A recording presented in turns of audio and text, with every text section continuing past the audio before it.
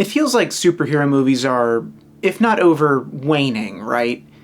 Maybe it's a quality thing, maybe it's pure oversaturation, maybe it's the end result of a flattening effect caused by a market burning itself out in blind pursuit of the most money possible while it takes riskier and riskier gambles on an increasingly small margin. It's probably a little bit of everything, honestly.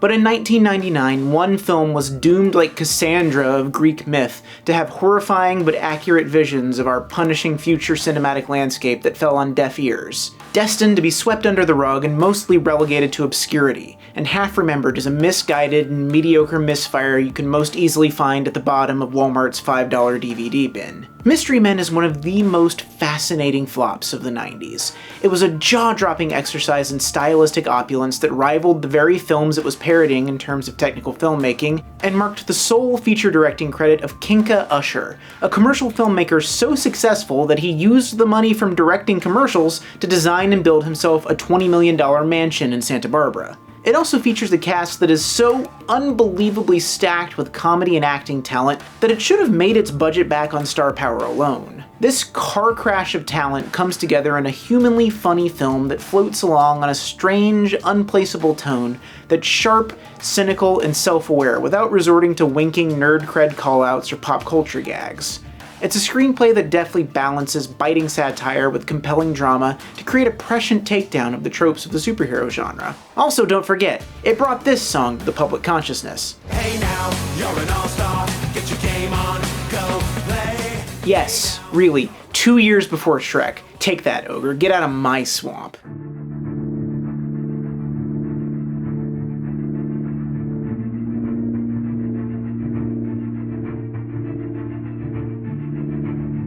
Ben Stiller, Janine Garofalo, William H. Macy, Hank Azaria, Paul Reubens, Kel Mitchell, Wes Studi, Greg Kinnear, Jeffrey Rush, Tom Waits. You know these names. If you tried to make Mystery Men today, you'd spend the whole budget on just the actors, and you wouldn't have anything left for spandex and CGI. I need a thimble. It's like they threw darts at a dartboard filled with high-profile comedians and character actors, but somehow this seemingly disparate cast works beautifully together. Every possible dramatic and comedic situation is covered, and the chemistry between them all is instant and infectious.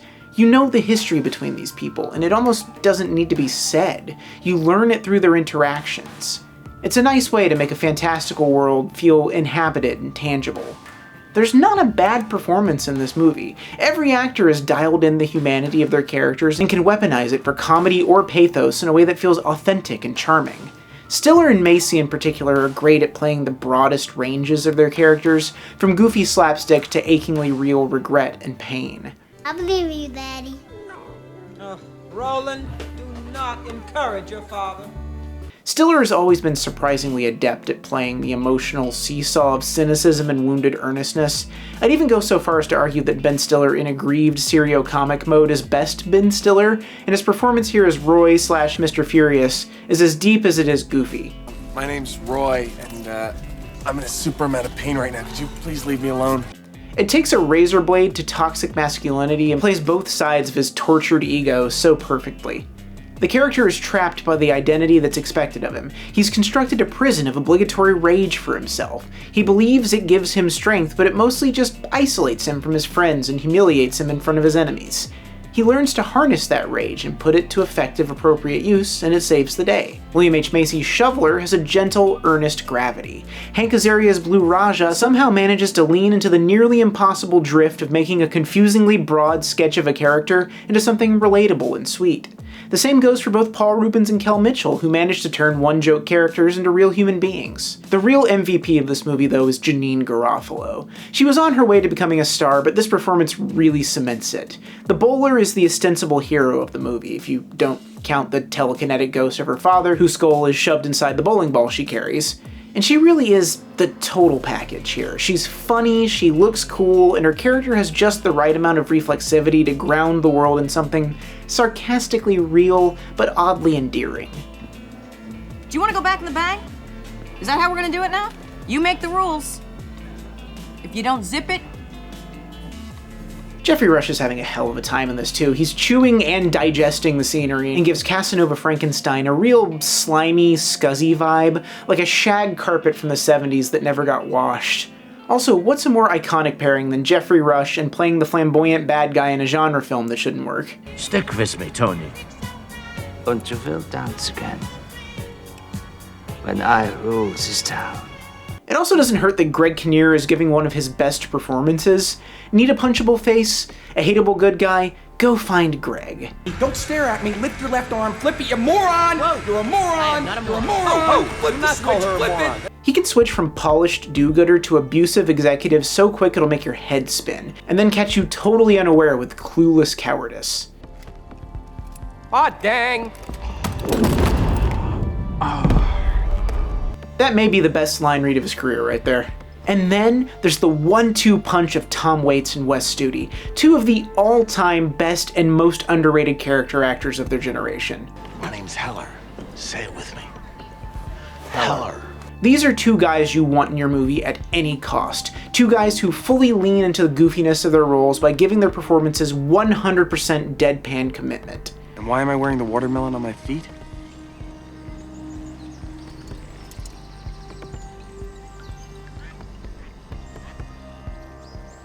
I don't remember telling you to do that. The performances may drive the film, but Mystery Men is a visual marvel, too. A mashup of post-horror atomic age nostalgia, cyberpunk, and 70s disco sleaze. It's a dazzling collage of garish grandiosity that tries to match the equally overblown, hyper-stylized comic book movie aesthetics of the 90s, seemingly trapped between the Burton pageantry and gothic charm, and Schumacher's total visual decadence. And while this was a relatively big-budget movie at $68 million, that's still only a little more than half of the budget of the big superhero movies of the era. The money is being spent more strategically here, thrown into 2 or 3 really immaculately designed and well-considered sets, and then a ton of smart set dressing, clever location usage, and for the time, quite decent background CGI. If it looks like it's all being done with the ruthless efficiency of a 90s commercial, that's because Kinka Usher, the director of the film, is one of the most successful commercial filmmakers of the 90s. He has countless commercial awards under his belt for iconic ad campaigns for Taco Bell, Got Milk, Pepsi, Nissan, which he made with Oscar-winning stop-motion animator Mark Gustafsson, and so many others. It's yet another 90s debut feature from the now-dead pipeline of commercial filmmaker to blockbuster auteur that I discussed in my previous video essay, Why Mouse Hunt Still Matters, if you want my full take on that. And this debut feature is stuffed full of every single trick Usher has learned to make something play with audiences. Canted angles, hyper-wide lenses, whizzing dolly shots, one weird Sam Raimi finger cam thing. Every shot must play, every moment must be iconic. And it has to register with audiences as quickly as humanly possible. The lighting is moody and distinctive, capturing the permanent rain-soaked streets of Champion City, the suburban wasteland of the shoveler's backyard recruitment pool party, every permanently grimy, fluorescently lit interior, and the disco mahogany cheesecake factory nightmare of Casanova Frankenstein's mansion. Usher and his team really know how to maximize the value of something they show on screen. If they're gonna go to the trouble of building a cool model, they're gonna use the cool model well, and then they're gonna blow up said cool model in an interesting way. I miss that ethic. The costumes are homespun and endearing when we're first introduced to our characters, and delightfully overplayed and tacky when everybody gets the costume refresh / slow-mo hero shot that starts the third act in earnest. The combined result of all of these gaudy and overstimulating aesthetic pleasures working together is a direct injection of the most 90s a film can be, creating a world that feels enormous and lived in. Oddly, Kinka never directed another movie after this. Mystery Men did bomb, but the film itself wasn't all that expensive to begin with. Maybe he just didn't want to deal with the hassle. He went back to commercials, never touched features again, disappeared out of the public consciousness so entirely that people think Tim Burton directed this movie because of a weird verbal slip in a Tom Waits interview. He designed and built himself an enormous multi-million-dollar mansion as late as 2017. He also got divorced, closed his business, and had to sell the mansion to Ellen DeGeneres of all people. Such is life. I don't think we missed out on another Bay or Fincher here, but we definitely missed out on somebody with a solid control of camera, an eye for iconography, and a really intriguing handle on tone. And Mystery Men's tone is a delicate tightrope. It's a slapsticky joke machine at heart, but it also knows that its characters are human beings with wants, needs, and flaws. It skewers superhero tropes while simultaneously using them to create its story. It's caught between a parody and an outright satire, a combination that is so hard to get right. It has driven more prestige-focused directors like Adam McKay totally off the deep end. But this is a movie where moments of sheer physical comedy brilliance live alongside bits that could have fallen out of Abbott and Costello, surreally hyperviolent CGI nightmares, lighthearted hangout banter, and sincere heart-to-hearts. In the wrong hands, this could be exhausting, but the result is mostly refreshing. A lot of this falls on writer Neil Cuthbert's shoulders. He's a decent screenwriter who co-wrote Return to the Swamp Thing and Hocus Pocus, and then wrote Mystery Men and the legendary 2002 flop The Adventures of Pluto Nash, which isn't nearly as bad as its reputation, despite it still being quite bad.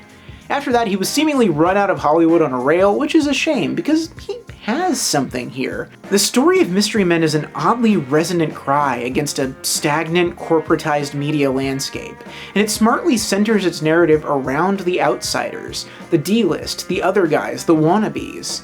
And it all somehow manages to fit inside a pretty traditional superhero narrative to boot. It's a clever, functional piece of screenwriting that manages to hit at nascent issues in the superhero media space that would later go on to metastasize into full-on existential crises 20 years later. But for some reason, 1999 was the year we decided to examine all of our genres at once, so oddly, Hollywood crafted the antidote to the poison they hadn't quite figured out how to sell us yet. Mystery Men tangles with the increasing corporatization and commodification of heroism, the feeling of helplessness that comes from superheroes being the only viable outlet for change in a world that feels increasingly calcified, the need for fame as the only route to fulfillment in modern society, the replacement of self-identity with self-mythology, and an organized proletarian action to bring down a corrupt power system. Not bad for a Ben Stiller comedy.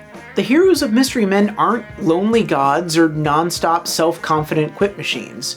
They're broken people looking for meaning in a world that either ignores or despises them. All of these characters want a grand identity, an origin story, a mythos, a lore. They want to be pre-packaged, easy to remember or impossible to forget.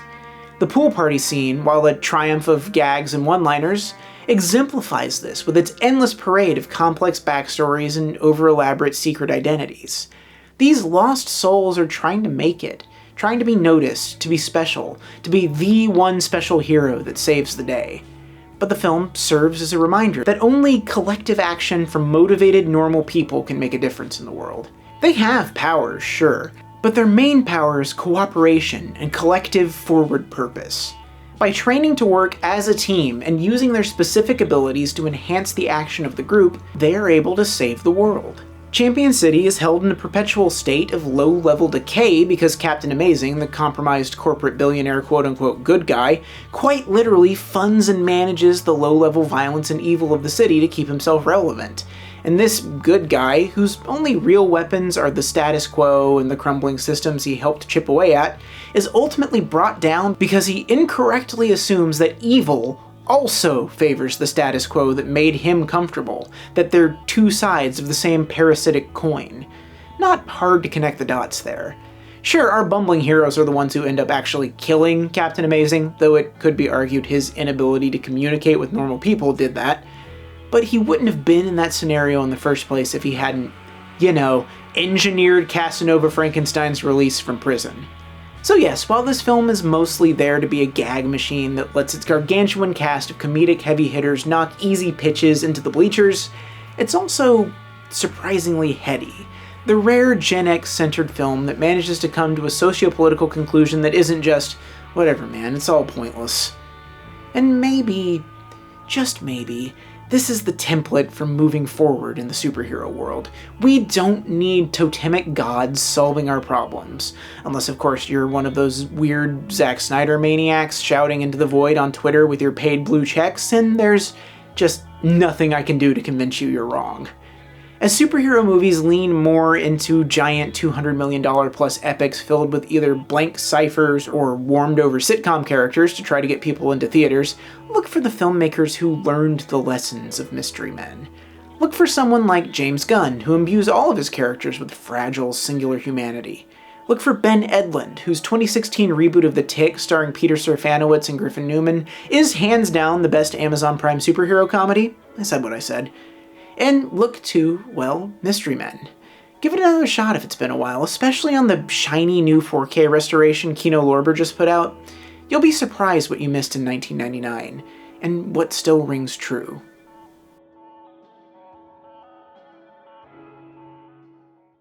Thank you all for watching Too Many Tapes.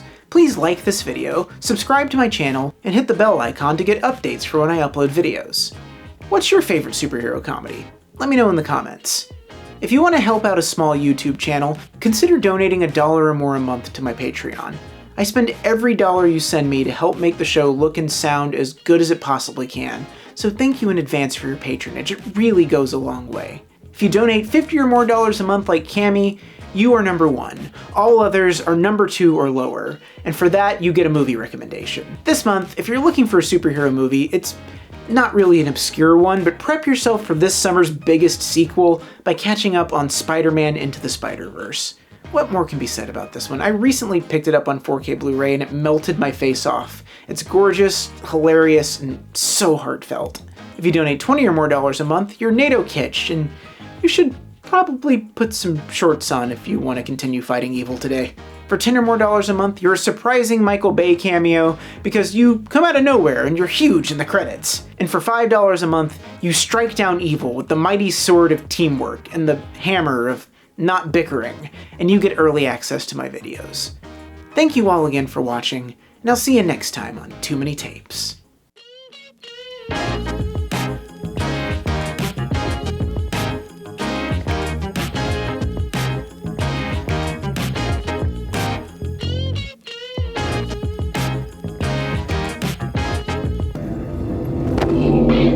Okay, now I'm going back to graduate school. That was the agreement.